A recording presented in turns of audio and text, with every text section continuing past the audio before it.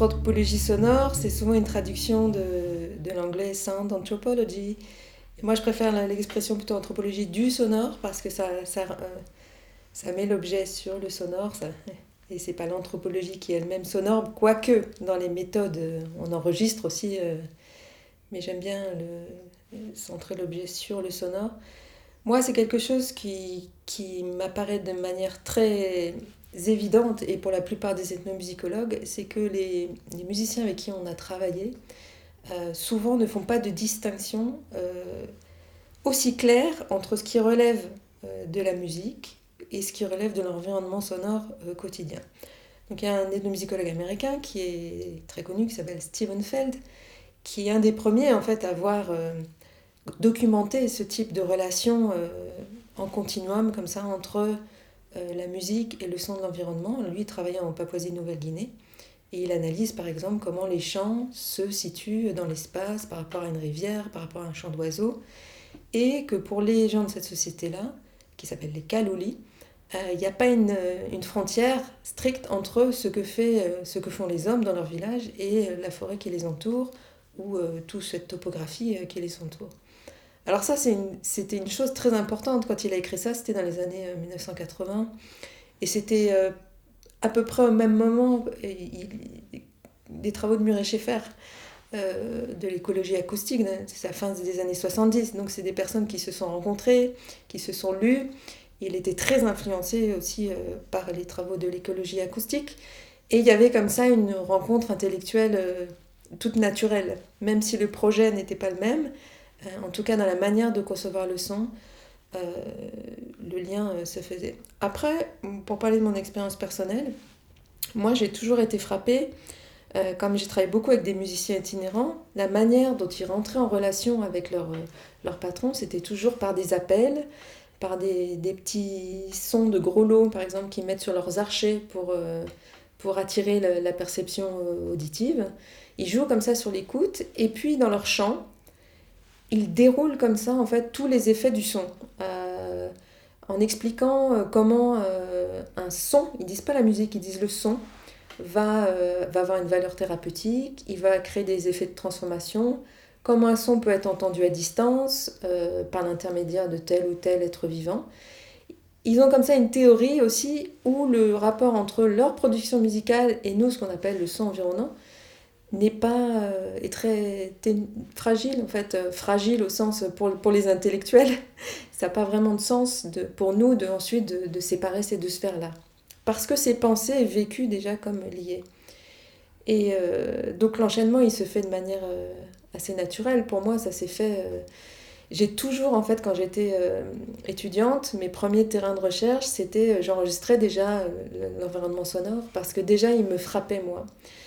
Je faisais du terrain donc, dans la région du Kerala, en Inde, qui est une région très verte où il y a beaucoup de nature. Moi, j'habite en région parisienne et j'étais déjà en région parisienne à l'époque. Et c'est vrai que c'était pour moi une immersion extrêmement forte d'être entourée par cette nature environnante. Et voilà, et que de vivre avec les gens aussi, c'était aussi d'apprendre avec eux des choses de cet environnement sonore. Donc il y a beaucoup de choses que j'ai enregistrées d'un point de vue plus esthétique, et ça n'est que plus tard, après avoir fini en fait mes travaux plus classiques sur la musique, que je me suis dit ah bah tiens peut-être il faudrait s'attaquer à cette question-là de la perception de l'environnement sonore, du sonore ordinaire.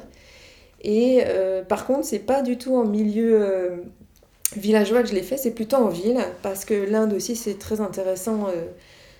Comme pays est très douloureux en même temps parce que vous pouvez demander à n'importe qui tout le monde voyage aujourd'hui, et une des premières choses qui frappe c'est cet environnement sonore très dense, le bruit, voilà, les gens disent il y a du bruit, sont des villes où la densité des sources sonores est très très importante, et je me disais est-ce que c'est juste comme ça quelque chose auquel il faut passer outre, ça nous gêne, donc on s'en va, on va aller dans les villages, ou il y a quelque chose derrière, parce que c'est un mélange à la fois de sons de trafic, mais aussi de gens dans la rue qui font des meetings politiques, des religions de toutes sortes, et elles sont nombreuses en Inde, des appels à la prière, des musiques de temples hindous, des cloches d'église, des activités commerçantes dans la rue, parce qu'il n'y a pas une distinction forte entre le privé et le public.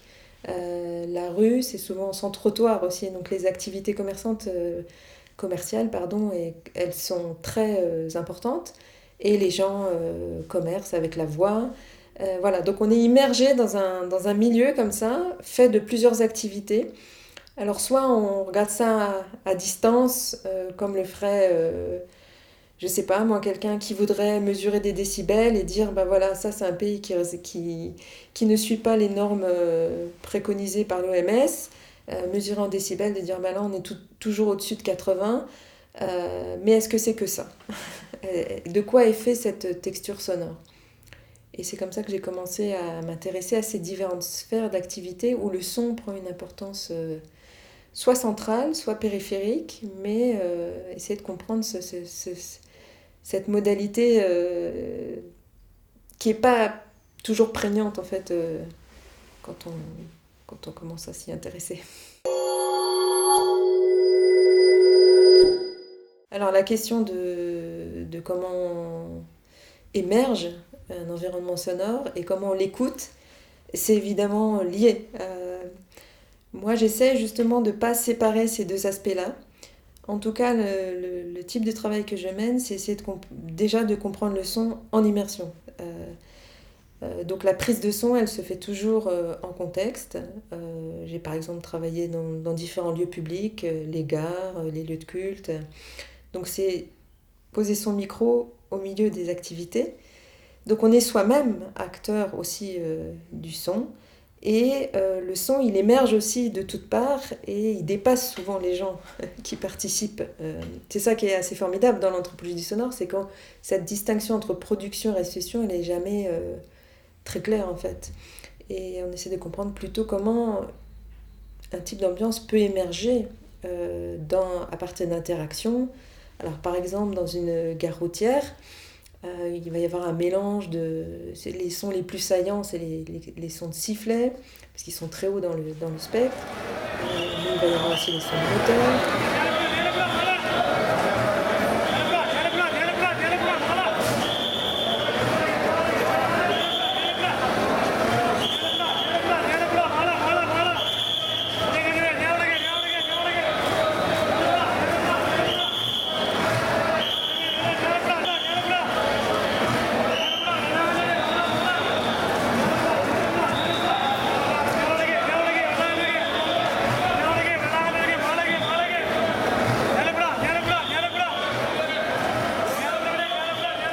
Et puis toute l'activité interindividuelle, ça va être des harangueurs, des vendeurs de tickets qui vont appeler les potentiels passagers, qui sont tous des gens qui connaissent le lieu comme leur poche, j'allais dire, parce qu'ils font ce voyage tous les jours, ils se rendent à leur travail. Et tout l'enjeu, ça va être de faire mouvoir les gens sans qu'ils s'arrêtent. C'est un pays où il y a beaucoup de monde et où on gère le monde dans le flux. C'est-à-dire il ne faut pas que les gens s'arrêtent, on ne fait pas la file d'attente à prendre un ticket, à regarder son écran pour dire à quelle heure on va partir, à quelle heure le bus va partir. C'est plutôt sur l'instant le crieur qui appelle le passager, qui va regarder comme ça sur un regard latéral et puis qui va savoir qu'un bus est sur le côté.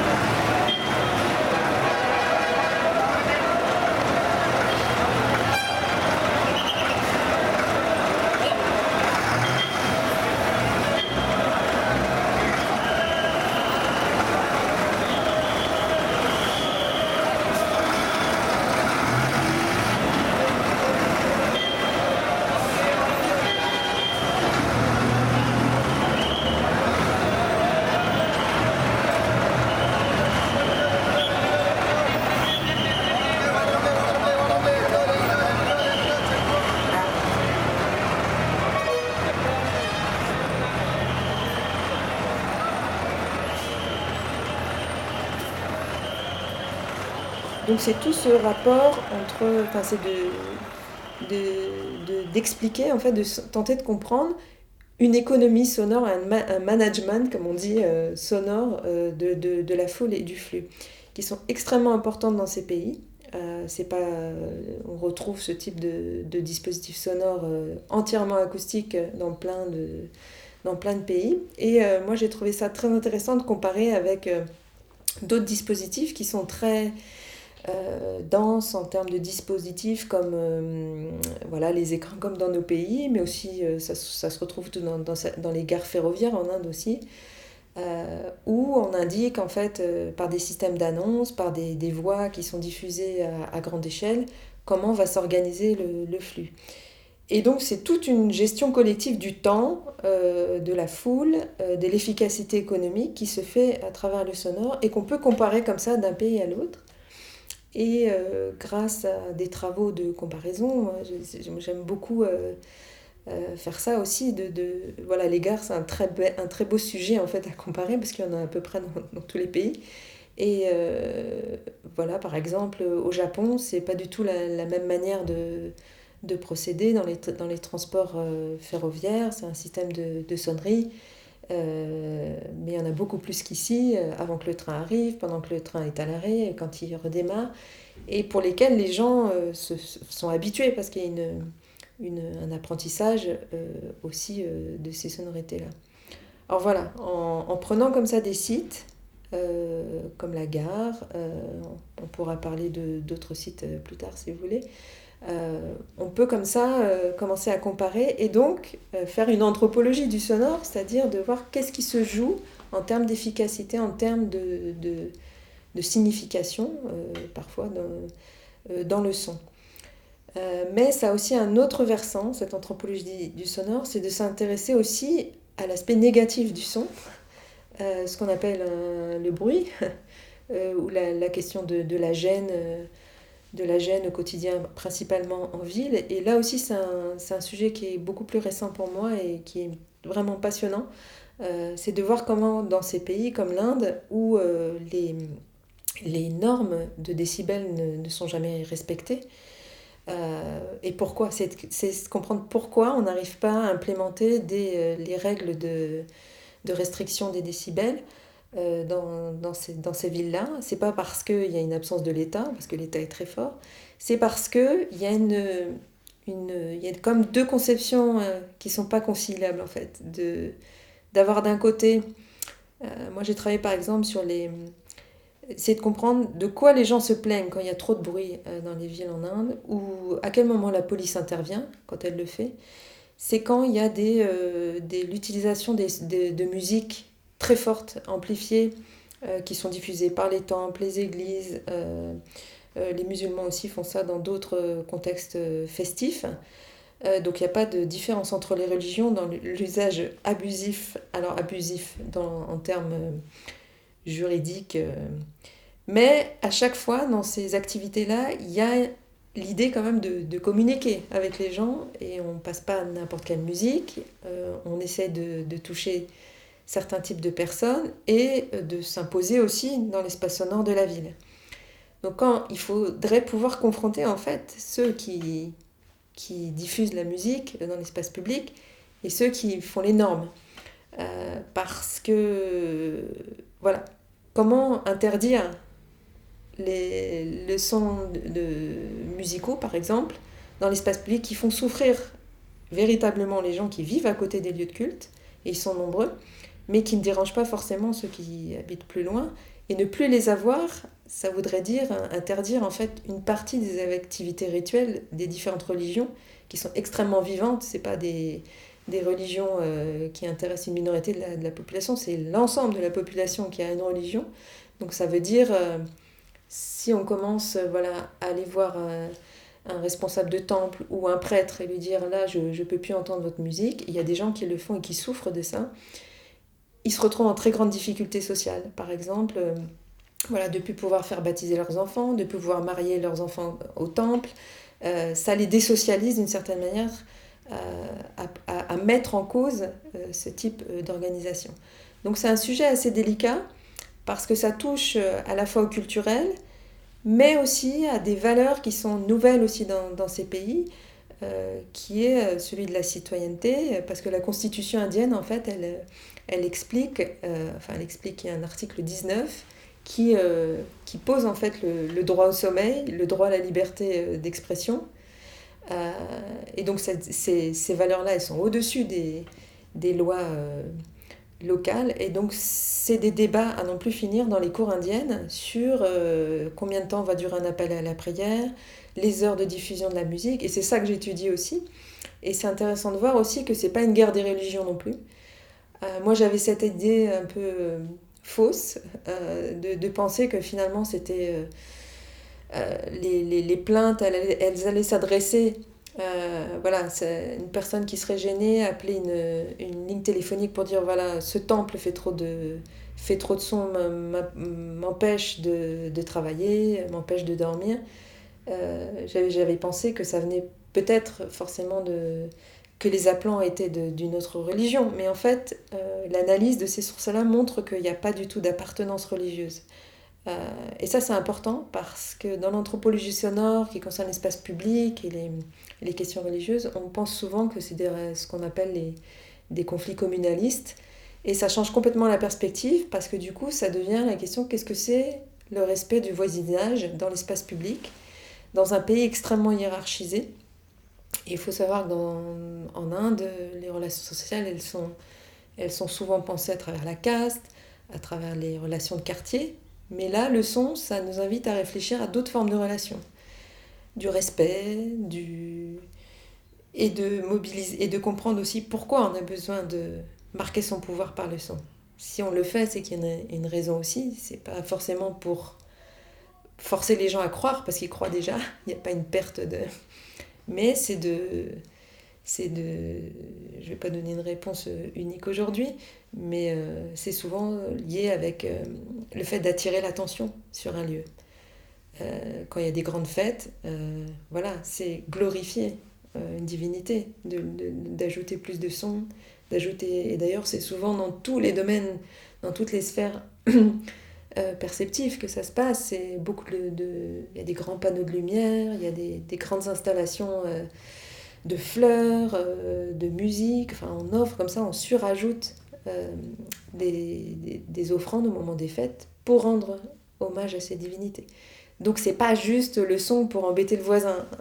Et donc il y a ces deux conceptions qui se confrontent et qu'il faut étudier justement, pourquoi pas, pour essayer d'apporter une expertise et puis améliorer aussi la condition de ceux qui souffrent du bruit au quotidien.